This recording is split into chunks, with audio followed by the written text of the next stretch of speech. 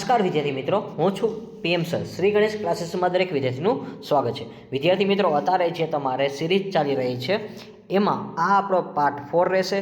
અને હા, આપણે જે તમને કીધું હતું કે સ્ટેટિસ્ટિકમાં તમને ચેપ્ટર વાઇઝ કયા કયા થિયરીના આઈએમપી ક્વેશ્ચન છે અને ચેપ્ટર વાઇઝ કયા કયા સમ છે આઈએમપી, તેનું સંપૂર્ણ એનાલિસિસ કરીને આપવામાં આવશે અને સાથે એક્સપ્લેન કરીને પણ આપવામાં આવશે. તો વિદ્યાર્થી મિત્રો, તમને જે સ્ટેટનો ડર લાગતો હોય તો ચેપ્ટર નંબર જે તમને આપેલા છે તેના થિયરીના દરેકમાંથી એક એક ક્વેશ્ચન મેં આઈએમપી કીધા છે. ખાસ એકવાર તમે પાર્ટ 1, પાર્ટ 2 અને પાર્ટ 3નો વિડીયો ન જોયો હોય તો ફટાફટ પહેલાં તમે ડિસ્ક્રિપ્શન બોક્સમાં જાઓ. પાર્ટ 1, 2 અને 3 આ બંને આ ત્રણે વિડીયો જોઈ લો. માત્ર તમે 1 થી 1.5 કલાકમાં આખું સ્ટેટનું રિવિઝન થઈ જશે. વિદ્યાર્થી મિત્રો, કોઈ જાતનું ટેન્શન ન લેતા હું તમને જે રીતે કહું છું એ ટાઈપના તમારા દાખલા પૂછાવાના છે અને તમને સાથે સાથે સમજૂતી પણ આપું છું. અને હા વિદ્યાર્થી મિત્રો, જો તમે સ્ટેટ ન રાખેલું હોય ધોરણ 12માં તો હું તમને કવિ ચેપ્ટર તમારે ખાસ પ્રાયોરિટી કરવાના. પહેલાં તમે થિયરીના ક્વેશ્ચન બધા વાંચી લો. ત્યાર પછી પાર્ટ 2 જે વિડીયો છે, એટલે કે મીન્સ કે એ તમને ન આવડે તો એ રહેવા દેવાનું ચેપ્ટર, કે જે પ્રોબેબિલિટી જે વાળું ચેપ્ટર છે એ નથી આવડતું તો એ બાકી રાખી દેજો. તો એના પછી પાર્ટ 3 છે એ ખાસ તમે જોઈ લેજો, કારણ કે સામયિક શ્રેણી બધાને આવડી જશે. ટાઈમ સિરીઝવાળું જે ચેપ્ટર છે એ. અને ત્યાર પછી આ જે ચેપ્ટર અત્યારે હું કરાવું છું, એસોસિએશન ઓફ એટ્રીબ્યુટ્સ, તો આ ચેપ્ટર તમારા માટે ખૂબ અગત્યનું છે વિદ્યાર્થી મિત્રો. અને આ આપણો પાર્ટ 4 છે. આ વિડીયો છે એ તમને ખૂબ યુઝફુલ થશે.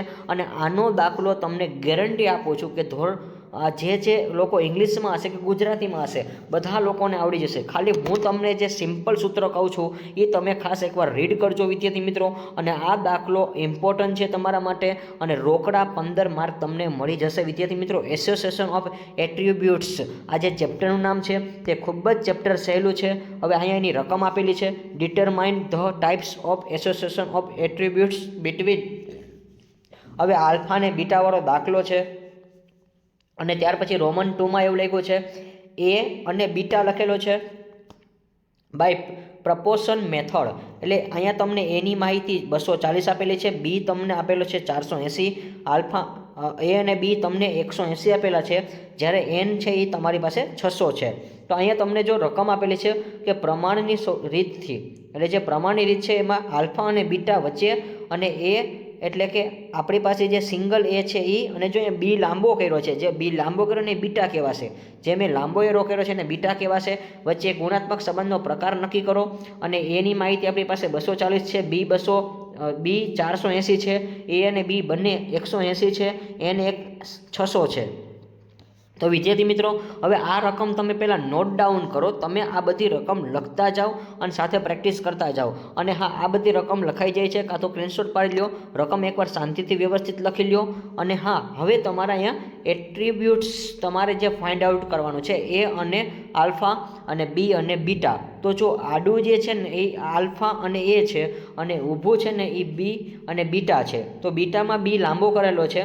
હવે આ કોષ્ટક તમારે શું કરવાનું છે, તો પહેલાં તમને કોષ્ટક ભરતા શીખડાવું, કારણ કે ઘણા બધા વિદ્યાર્થીઓને કોષ્ટક જ નથી આવડતું, તો દાખલો નહીં આવડે વિદ્યાર્થી મિત્રો. તો જુઓ, મારી પાસે એ અને બીની જે માહિતી છે એ મારે ફાઇન્ડ આઉટ કરવાની છે. તો વિદ્યાર્થી મિત્રો, અહીંયા તમે જુઓ જે રકમ છે 240, 480, 180. તો 180ને જો મેં નામ આપ્યું છે એ બી, તો એ બીની માહિતી મળી ગઈ છે. તો એ બી મેં લખી લીધા છે 180. ત્યાર પછી 480, તો જો 480 છે એ બી છે, તો જો બીનું આડું કોષ્ટક, આડું જુઓ, આડામાં મને બી મળી ગયા છે. તો જો એ અને બી અને આલ્ફા અને બીટા, અને ત્યાર પછી અહીંયા જો બી, તો બી મને 480 મળી ગયા છે. તો 480 મળી ગયા હોય, 180 મળી જાય, તો તમારે 480માંથી 180 બાદ કરો એટલે તમને 300 રૂપિયા મળશે. અને આ જે 300 મળ્યા છે તમારી કિંમત મળી ગઈ આલ્ફા અને બીની. તો આલ્ફા બીની કિંમત મળી ગઈ. જો બેટા, અહીંયા આલ્ફા અને બી કહેવાશે, કારણ કે આ બી છે, બીટા નથી. બીટામાં બી લાંબો હોય છે એટલા માટે. તો આલ્ફા બી મને 300 કઈ રીતે મળી ગયા, આઈ હોપ કે બધાને ખબર પડી ગઈ હશે. હવે આપણી પાસે ઊભા પટ્ટામાં આવો, તો ઊભા પટ્ટામાં જો આપણને એ આપેલો છે, તો એની માહિતી, સિંગલ માહિતી 240 અહીં આપેલી છે, નીચે આપેલી છે 240 એ. અને જો સાથે સાથે બાજુમાં બી પણ આપેલો છે, તો એ તો આપણે માં 480 લખી નાખ્યો હતો. તો હવે આપણે કયું લખવાનું છે, એ. તો એ 240 ઊભા પટ્ટામાં જુઓ તો 240માંથી 180 બાદ કરો એટલે એ અને બીટા મળી જશે. તો એ અને બીટા આપણને 60 કઈ રીતે મળ્યો છે મેં લખેલું છે 240માંથી 180 બાદ કરોના. તમને સંપૂર્ણ નાની નાની ગણતરી કરીને બધા વિડીયો આપણે બનાવેલા છે. પાર્ટ 1 છે એ થિયરીનો છે, પાર્ટ 2 છે એમાં પણ તમને સમજૂતી આપેલી છે, ત્યાર પછી પાર્ટ 3 છે સામાયિક શ્રેણી, એમાં પણ તમને સમજૂતી આપેલી છે એટલે ટાઈમ સિરીઝ, અને એમાં બધું જો કોષ્ટકમાં બધી વિગત લખતો જાઉં છું. તમને A to Z how simple ભાષામાં સમજાવું છું કે તમને આવતીકાલના પેપરમાં કોઈ જાતનો ડર જ ન લાગે. અને હા, 240માંથી 180 બાદ કરો એટલે 60 મળે એટલે આલ્ફા એ બીટા મળી જશે. હવે જો તમને એક આડી સિરીઝમાં મળી ગયો, પછી ઊભી સિરીઝ મળી ગઈ, હવે તમારે કયા લખવાના? ઓલા 600. તો જો n બરાબર 600 અહીંયા આપેલા છે, તો 600 જે છે એમાંથી તમારે અહીંયા n જે 600 છે તો એમાંથી તમે પહેલાં 480 બાદ કરી નાખો.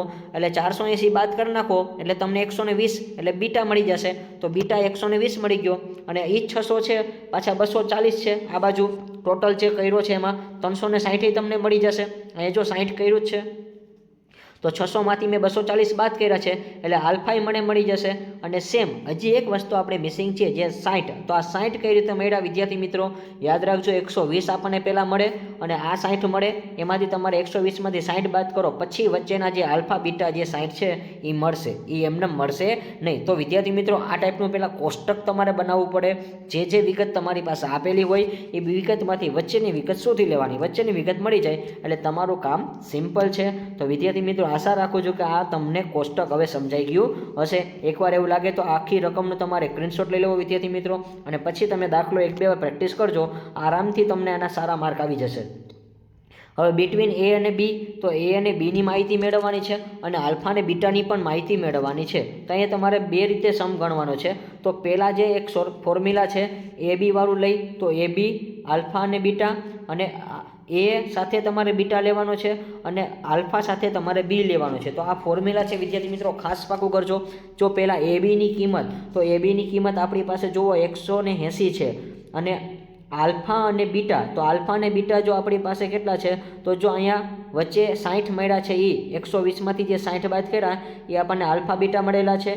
સેમ એ કિંમત તમારે નીચે લઈ લેવાની છે. અને એ અને બીટા, તો એ ક્યાં છે આપણી પાસે અને બીટા ક્યાં છે? તો જો અહીંયા આપણી પાસે 180 છે, નીચે એ અને બીટા છે 60 આપેલા છે, અને તે પછી આલ્ફા અને બીટા, તો આલ્ફા અને બીટા છે એ આપણી પાસે 300 છે. તો જો એ વિદ્યાર્થી મિત્રો અહીંયા જે છે 480માંથી આપણે 180 જે બાદ કર્યા ને 300 મળ્યા ને એને કહેવાશે આલ્ફા અને બી.